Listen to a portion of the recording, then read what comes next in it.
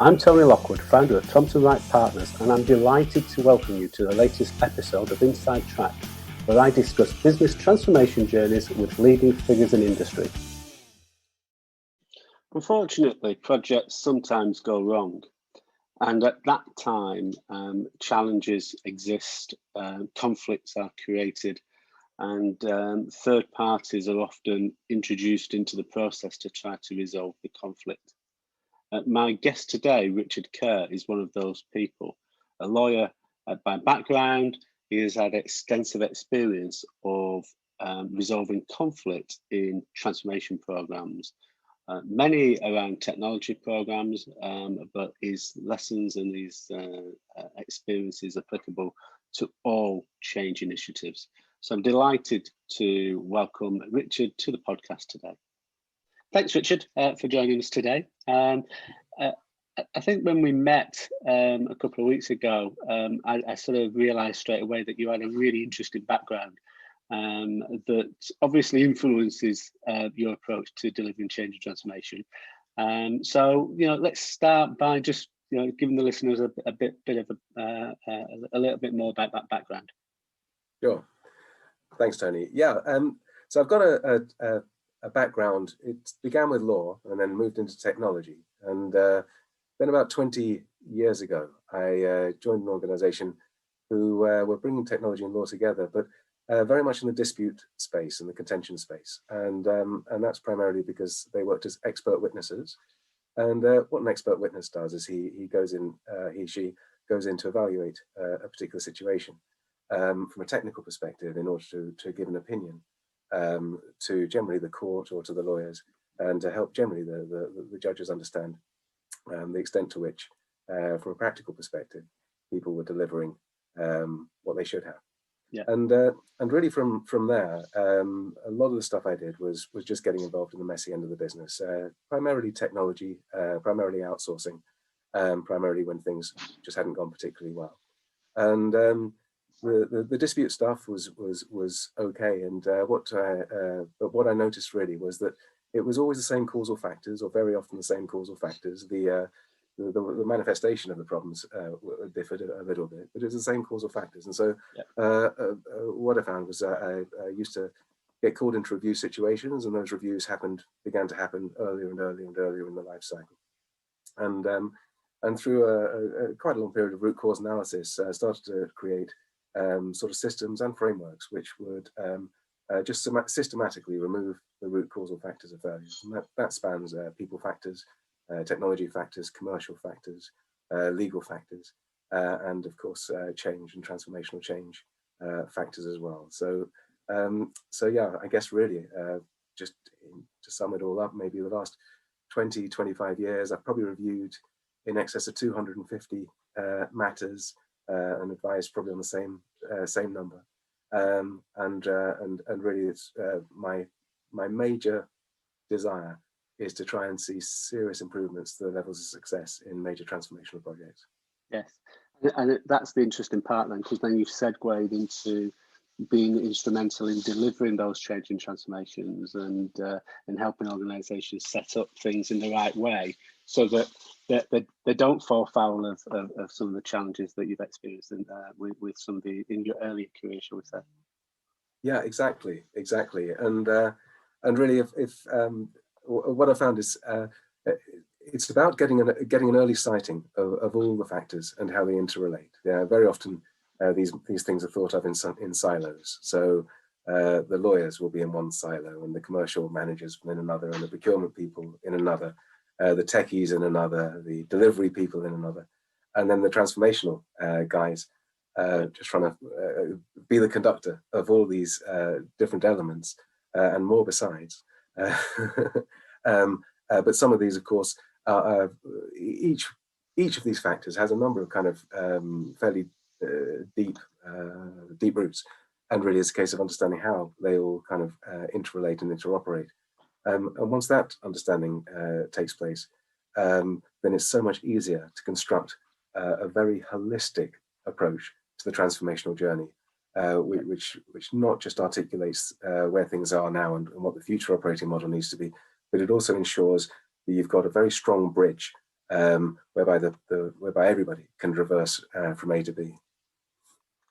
No, absolutely, and I think that's critical, isn't it? Especially, I know one of the things that we spoke about previously was that a lot of the work that you've done within technology-enabled businesses or technology-enabled change and transformation.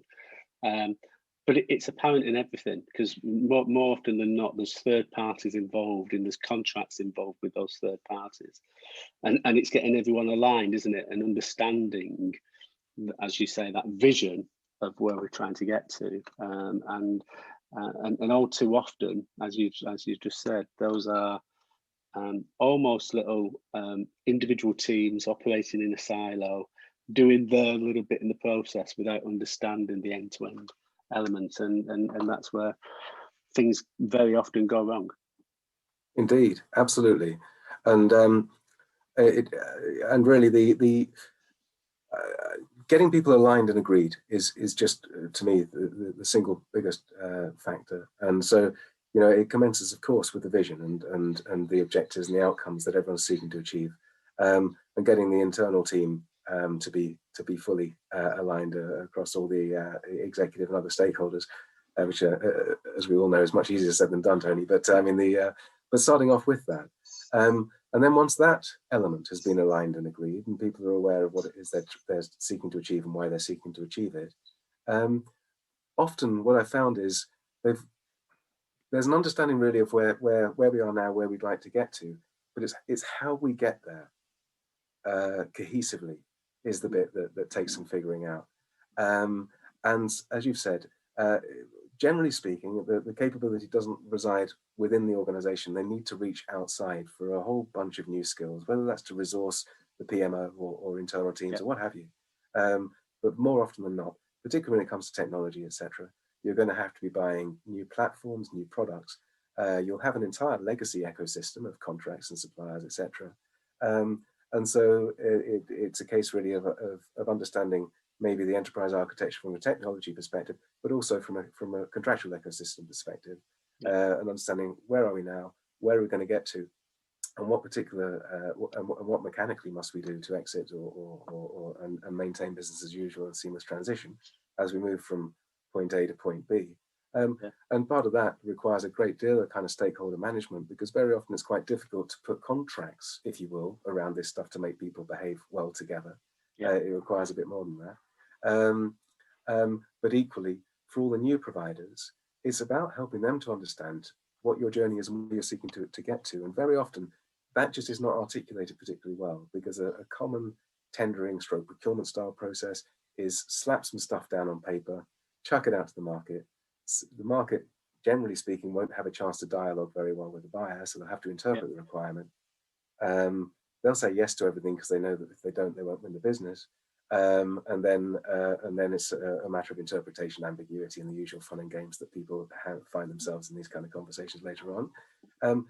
It doesn't have to be that way, I think, is my resounding message. There is a way of going about these particular phases whereby you can actually structure your market engagement in such a way whereby the entire thing is designed, whereby the buyer is saying to the market, look, we think we might know how we get there, but we understand that this is your expertise in your space, and what we're actually looking for is for you to bring your smarts to help us to understand, have we articulated our requirements in the right way? Are they just daft? Can you improve upon them?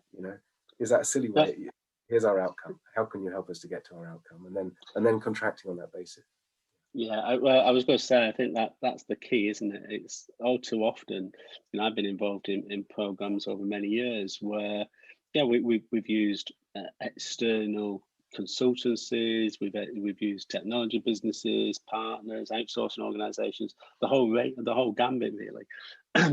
But as you say, all too often, when the organisation's gone through the procurement process up front, they probably have got very, very little knowledge about what it's going to look like moving forward. That clarity of vision isn't there, and it's certainly not. Even if it is shared amongst, it tends to be shared amongst a very small group of senior people or senior stakeholders, but not necessarily shared with the procurement function that's going out trying to engage these external parties. And it's only when you get those parties through on a contract that's generally kept quite loose in terms of scope, but quite tight in terms of liabilities from an organisation perspective, that the clarity starts to come through as you work through the process. But then you're in this situation where the partner's saying, well, actually, that's not what we've contracted to, or we haven't got the right framework, so we're having to go back and renegotiate. And then you end up getting division or conflict, and at the worst possible time in a program. So yeah, I'm interested just to understand a little bit more about those. What can organisations do, or what do the good organisations do to ensure that that is a much more of a seamless process up front? Yeah. Well, in terms of steps, Tony, I mean, the first step is really understanding, as you said, internally what they're seeking to achieve, and finding a way to cross-pollinate that, not just amongst the top exec, but down to the procurement people and those in between, because as of course we know with any transformational change, the sooner we can get some engagement of multiple different parties, the better it is. I found that command and control and keeping people in the dark doesn't work particularly well.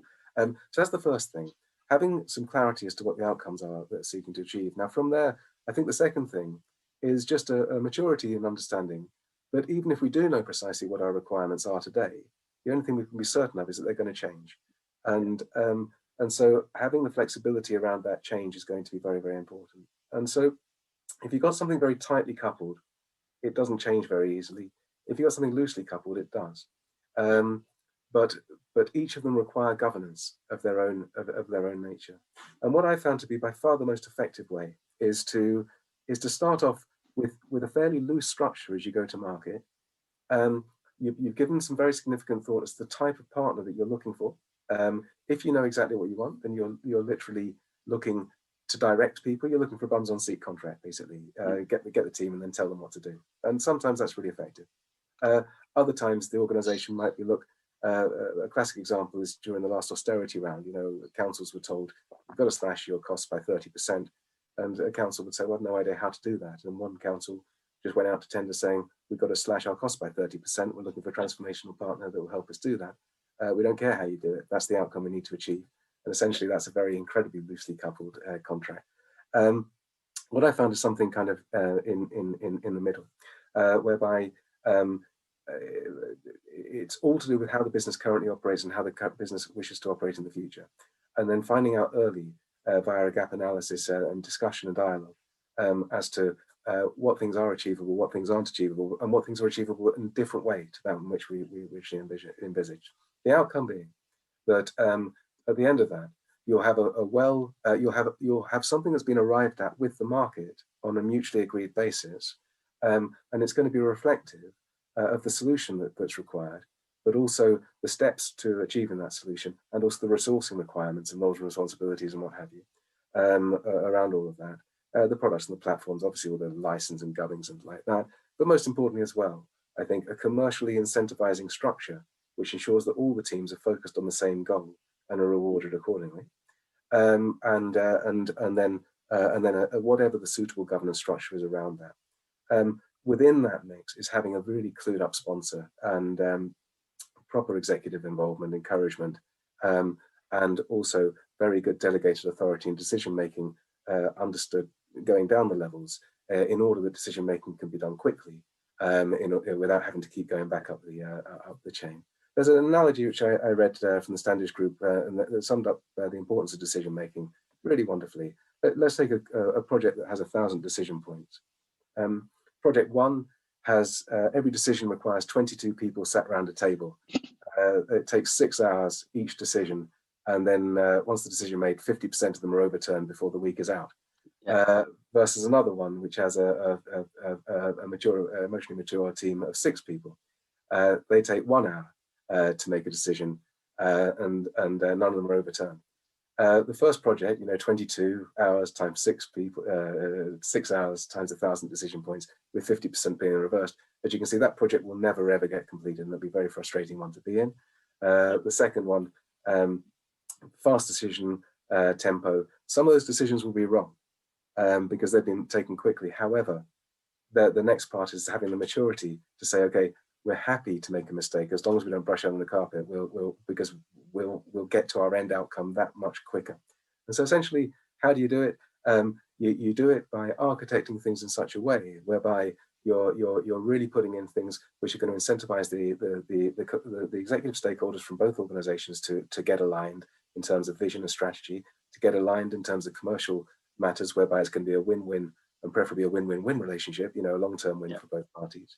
And then getting the executives to empower their teams underneath them, getting the teams whereby they're empowered and engaged and enthused, and not afraid to make mistakes and to take decisions.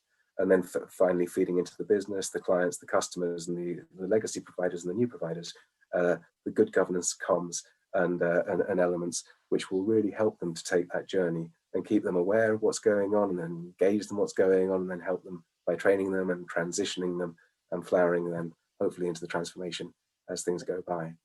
So a lot of different factors, but no, absolutely, more in the right tension is the key. Every project will be different. Understanding the factors and then understanding the tensions is the key to it. Yeah, but I think the one of the key things that you've said, and you've said it so many times already, is having clarity about the outcomes, and you haven't said outputs, you've said outcomes, and I always remember going back to the very first of these podcasts with Christoph, and he emphasised the need to focus on outcomes, not outputs. But all too often, in my experience, when you are putting a contract together or a commercial arrangement together, the procurement, the legal, in fact, some of the senior people within organisations want it to be really, really clearly defined on outputs rather than outcomes, because outputs are probably a lot easier to measure and give the tick on whether it's been achieved or not, than outcomes that can be, could be, as you said, can change and can be adapted. But what's been your experience of that, where, almost, I totally agree with the approach that you suggested being the right approach, but how have you found organisations, procurement, senior members, the legal fraternity within the organisation, how have you found they have adapted to that approach?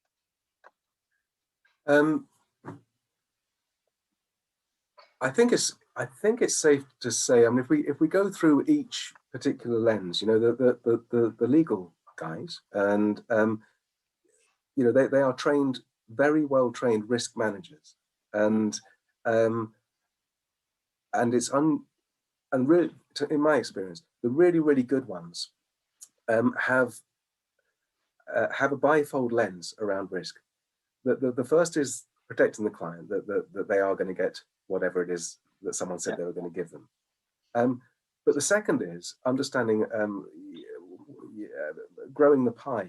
You want to is an expression, and essentially, it's like not only is there the protection element, that's a given. You've got to have a safety net if someone just doesn't step up and deliver. You've got to find that. You've got to have the remedies in place to be able to get people to do what they need to do. But the much bigger, more inspirational part of it is, okay, if we deliver this, then what's in it for everybody? What's the overarching why to all of this, and what might that then blossom into? And then that's a much more hearty sort of conversation. And so, in a way, from the legal side of it, that's a good starting point to try and help that in place. We'll never ever get away from the fact that a good, strong contract is very well defined. An agreement to agree, which is, we'll sort this out later. That is not a contractually binding provision whatsoever. It's just gloss. And so, having certainty and clarity and commitment and confidence of everything is the ideal kind of nirvana, I guess, from a legal perspective, and probably from a buying organization and from a provider as well. Having that clarity is just amazing. But for that, just with the maturity to understand it will change, stuff will happen, and we just need to be flexible as to how this thing will embrace change, not just people change, but also sort of technical change, contractual change, commercial change, etc. and how good provisions around that. Around actually contracting for outcomes, that is quite a tricky one, and you've got to be quite, you've got to adapt that and bespoke that to the matter in hand. What I found works best, Tony, is it starts with why. You know, get the biggest outcomes understood at the outset, because we always need to be sense checking. Okay, fine, we've delivered these outputs, but in terms of actually why, are we still on track for this, or have we lost our way because we're just in the detail over here? And so, you know, the why by way of vision, the why by way of objectives, and then cascading down into things like the business process, or the management information required, or the customer experience, or whatever the driver is for that. And there will be you know, lag indicators and lead indicators, which, you know, and various elements like this. Now, I find personally that if you can leave the contract down early-ish, whereby you're not trying to constrain people into what the contract provisions are going to be, but you just get a discussion going whereby the parties have a meeting of the minds, whereby one party is confident they can deliver what they're committing to, and the other party is confident that that's actually going to fit the bill.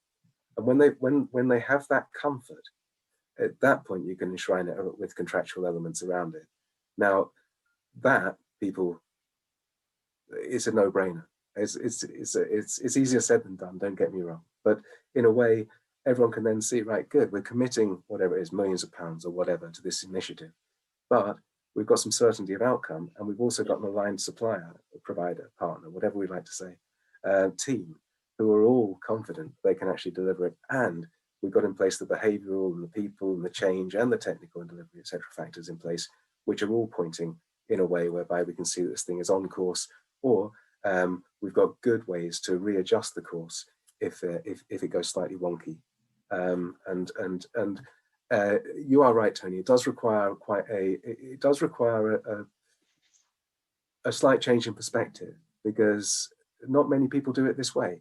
But those that do it this way experience vastly improved results for obvious reasons.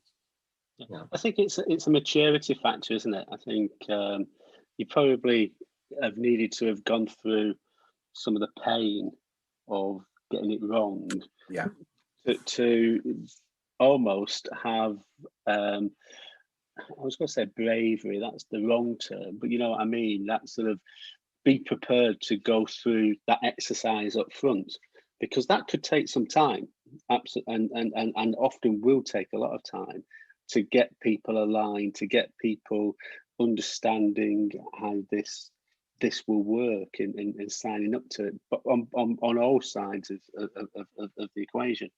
Yeah. But it's time, it's investment, and that investment will reap its rewards moving forward. But all too often, you're running to get the project kicked off and to get the project started. Yeah. And you don't spend enough time really getting all the ducks in a row. Yeah.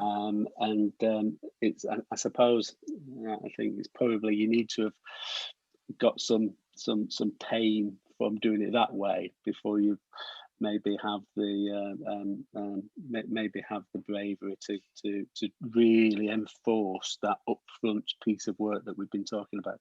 Yeah, well, what I've you're exactly right, Tony, and you know, as we know, the road is littered with that pain, you know, because the vast majority of them do experience snags or problems or fail completely at a huge cost, and you know, no doubt there'll be an awful lot of press given to the amount of money which has been spent on apps during the COVID, for instance, and there's a lot of money has been thrown at that, and really what I'd be always keen to ensure is to really understand what the drivers are of the organisation and how quickly they need to get somewhere. You know, if we take the three largest elements, leaving aside people, the three largest elements of legal and commercial and technology and solution and delivery and governance, those three elements, you know, yeah. Legal, commercial, delivery and governance, and technology and solution. Sometimes the only important thing is that you've got to get this thing done very, very quickly. You know, at that point, the focus really, we might as well leave legal and commercial behind a little bit, because actually our focus has got to be on solution and how quickly we can get there, and just how do we prove that this has been effective.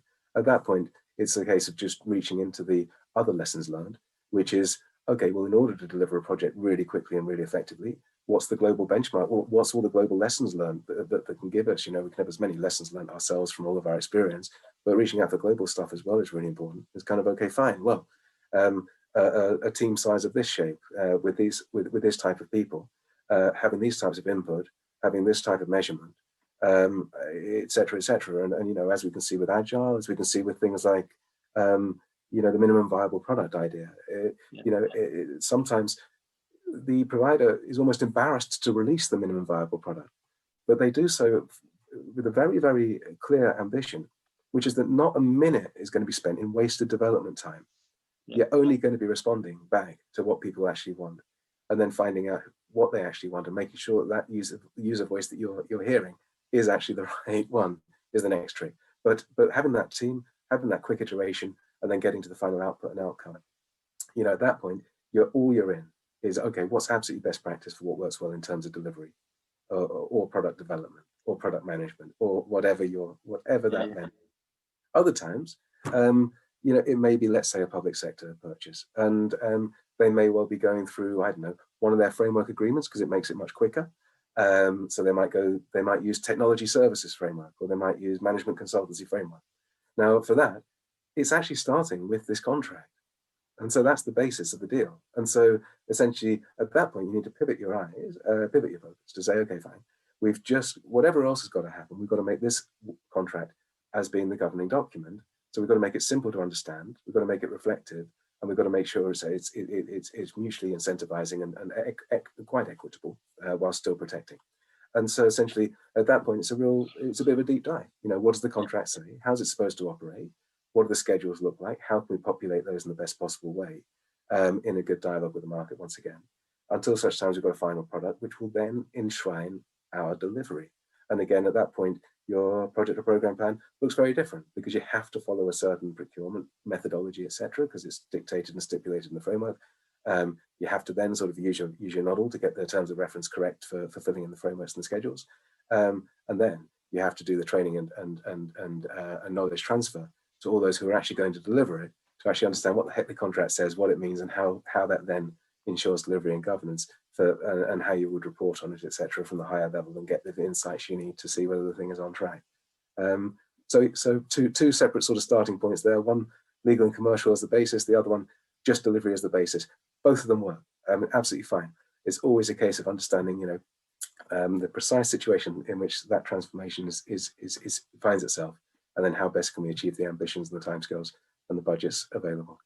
Yeah, I think it was what was it, Stephen Covey, that says start with the end in mind, isn't it? And that's what it is, isn't it? It's let's be clear about what we need to get to and why we need to get there, and what's the drivers, and then come back and make sure that we put everything in place that's going to allow the combined entities, third-party organisations, internal stakeholders, departments, all to get into that one clarity, that very, very clear place about how we're going to get there.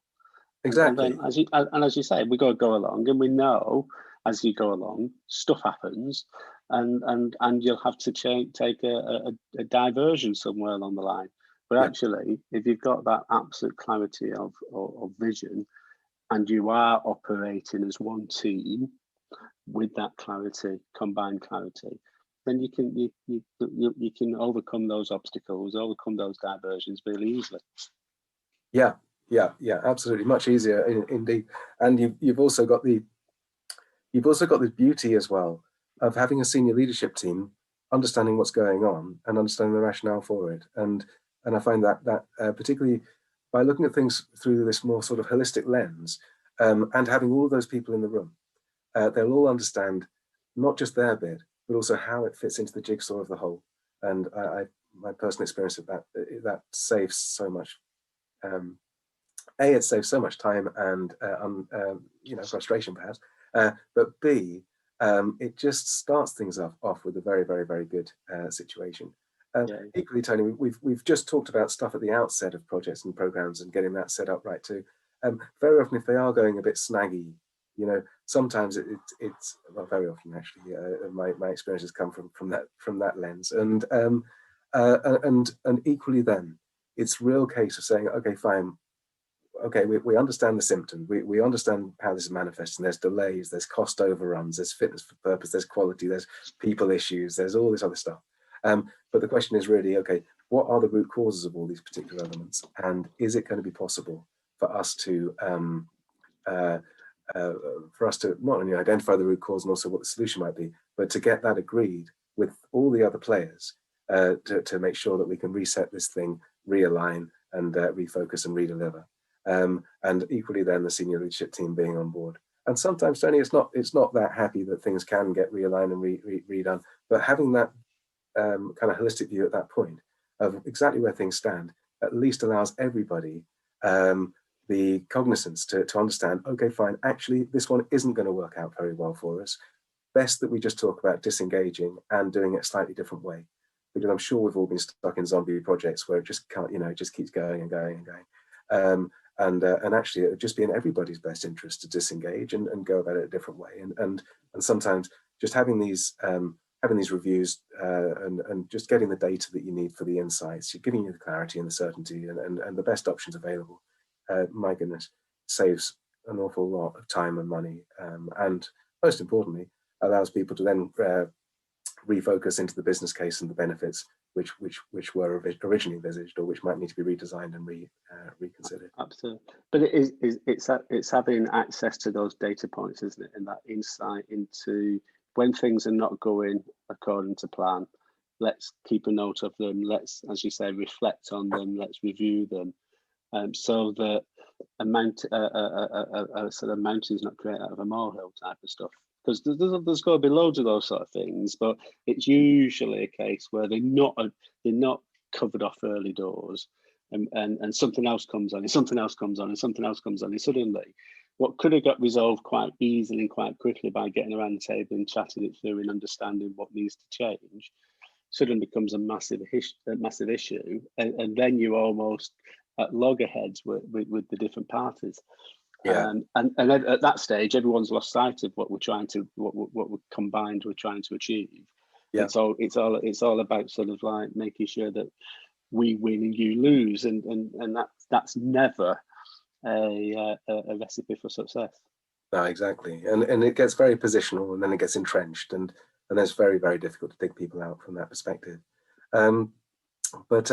Yeah, I mean, a key thing I see on again and again, I'm sure we all do. I call it watermelon reporting personally. It's green on the outside and red on the inside, and and so the senior team are seeing green, green, green, green, green, and then suddenly it goes red everywhere, and it's like, wow, what happened there? And so essentially having some assurance in place, which is independent, who's able to call stuff out as they see it, can be incredibly useful. That's one. Yeah. That's one good thing to stop that outcome you mentioned there, Tony.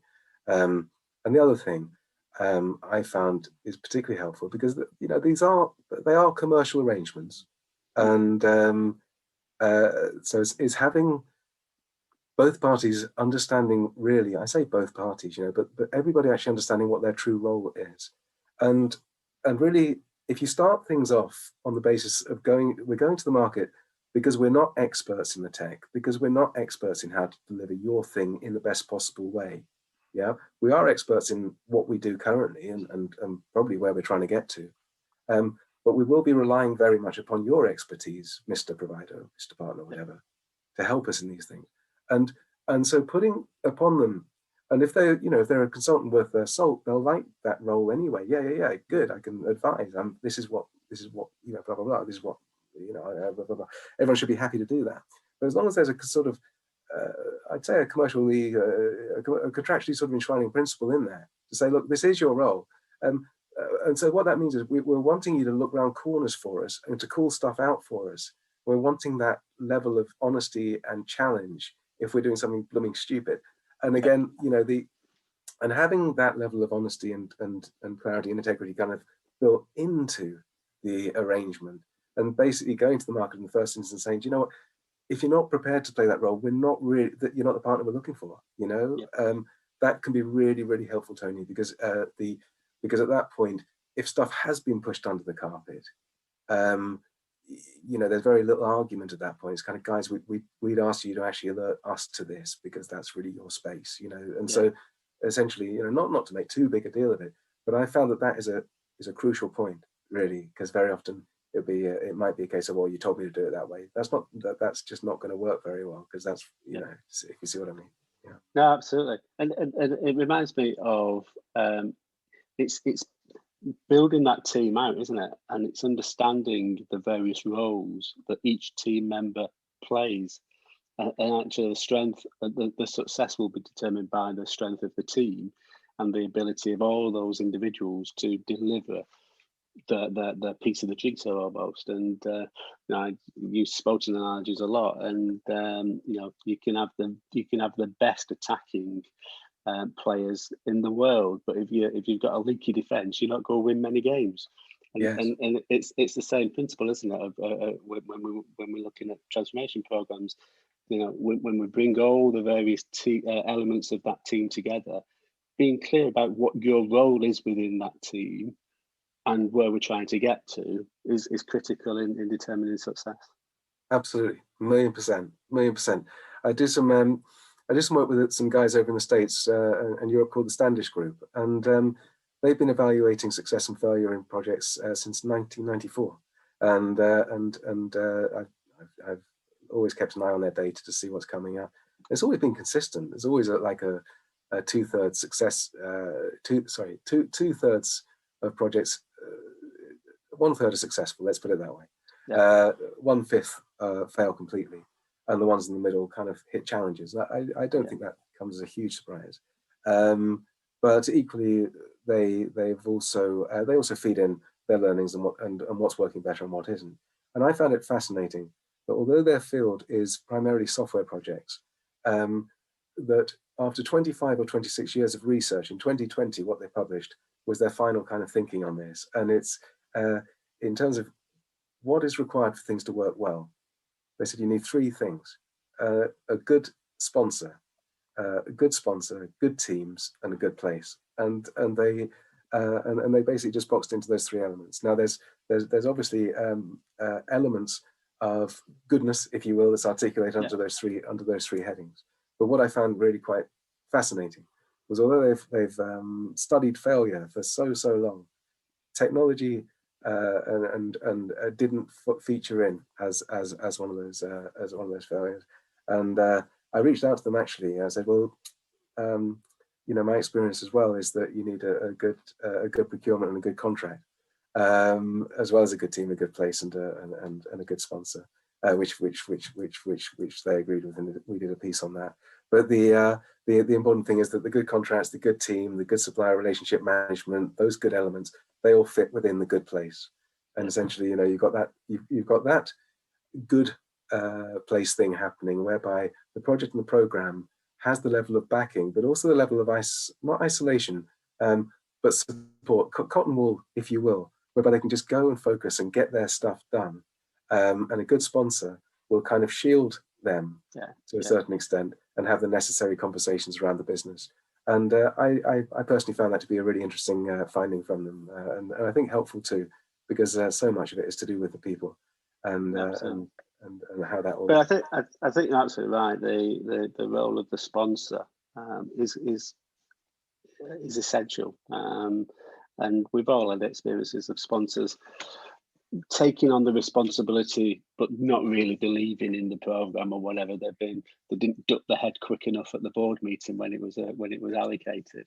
But equally, I'm sure we've all had experience of working with a really good sponsor that will give you that space and will be that buffer and will keep the team giving that sort of space for the team to work in isolation and take all the flack from the rest of the business, and that's absolutely critical. Yeah, exactly. And so often, and without that good sponsor, I go so far as to suggest it's hardly worth really embarking, because it's so important to have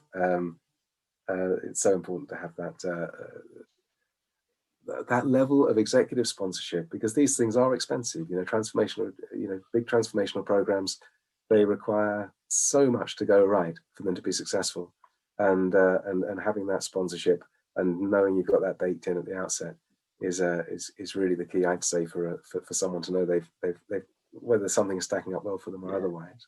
Totally agree. Totally. So we fascinating discussion. Thank you very much.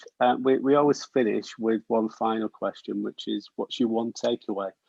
What's the one thing that you feel is absolutely essential in delivering successful transformation?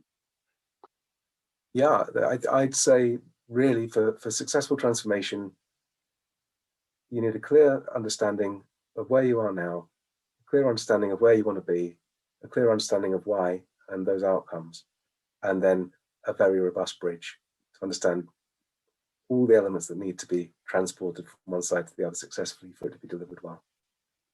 Brilliant. That's an excellent way to end this podcast. So thank you very much, Richard. Thank you, Tony. It's been a pleasure. Thank you, Richard. That was great.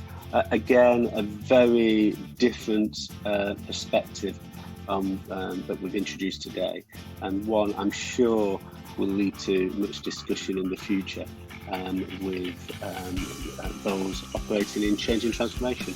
So I'm sure we'll get some questions, and look forward to responding to those with you in due course.